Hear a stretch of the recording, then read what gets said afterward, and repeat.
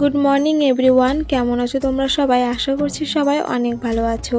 আমি রিয়া, আমার এই ছোট্ট ডেলি মিনি ব্লগে তোমাদের সকলকে জানাই স্বাগত।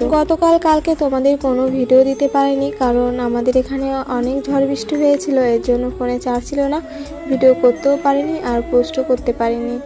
তাই কালকে তোমাদের কাছে কোনো ভিডিওই পৌঁছায়নি। প্রতিদিনের মতো আজও সকাল সকাল উঠে বাসি ঘর ঝাড় দিয়ে, উঠান ঝাড় দিয়ে চলে এসেছি কলের ধারে সমস্ত বাসন নিয়ে।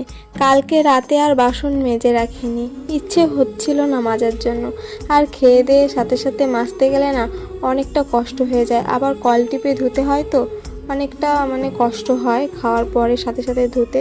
তাও কষ্ট হলেও আমি প্রায় এখন গরমের দিন তো এখন প্রায় ধুয়ে রাখি রাতে, কিন্তু কালকে ভালো লাগছিল না বলে থাক ধোবো না বলে ধুয়োনি। আর গরমের দিনে সকাল সকাল উঠলেও তো তাড়াতাড়ি রোদ উঠে যায় আর গরমটা পড়ে যায়, এর জন্য কষ্ট হয়ে যায় রান্না করতে, তাই রাতে ধুয়ে নিই। সকালের কিছুটা টাইম বেঁচে যায়, আর আমার সকালে এই সেই করতে করতে সে বেলা হয়ে যায় তো রান্না করতে করতে। তারপর দেখো বাসন মেজে ঠাকুমাকে জল কোলগেট দিয়ে দিচ্ছি, আর বোনকে বলছি দেখ কি পড়েছিস তুই, এটা বলছে মায়ের চটি পড়েছি।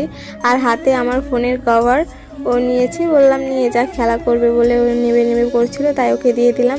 আর চলে এসেছে চা খাওয়ার জন্য।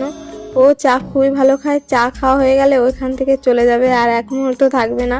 যতই বলি থাকবি থাকবি, ও থাকবে না। তো ঠাকুমাকে বোনকে চা বানিয়ে দিলাম, আমি চা খাইনি। তারপর দেখো চলে এসেছি সজনে পাতা নিয়ে।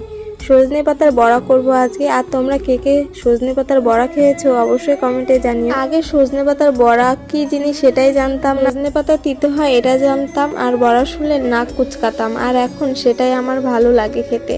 তো সজনে পাতার বড়া তৈরি করছি, আর আমার ঠাকুমাও দেখছি ভালোই খাচ্ছে, তাই অনেকদিন পর আজ আমি সজনে পাতার বড়া করছি। ফার্স্ট টাইমই করছি, আমি এর আগে সজনে পাতার বড়া করিনি, কিন্তু খেয়েছি। সজনে পাতাগুলো আমি নিয়ে আসলাম, কচি কচি সজনে পাতা, আর ঠাকুমা আমাকে ছিঁড়ে ছিঁড়ে দিচ্ছিল, আর সেটা গুছিয়ে রান্না বান্না করলাম। আর বানিয়েই ঠাকুমাকে একটু দিলাম খেতে, আর আমিও খেলাম, টেস্ট করে দেখলাম কেমন হয়েছে।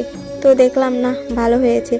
আর বাবাকে তার আগে ভাত পাঠিয়ে দিয়েছি মাঠে, অনেকটা বেলা হয়ে যায় বলে বাবার খিদে পেয়ে গেছিলো, আর সকালবেলা কিছু খেয়ে যায়নি মাঠে। আমি তো ঘুম থেকে উঠে বাবাকে দেখিনি, দেখি যে বাবা চলে গেছে মাঠে।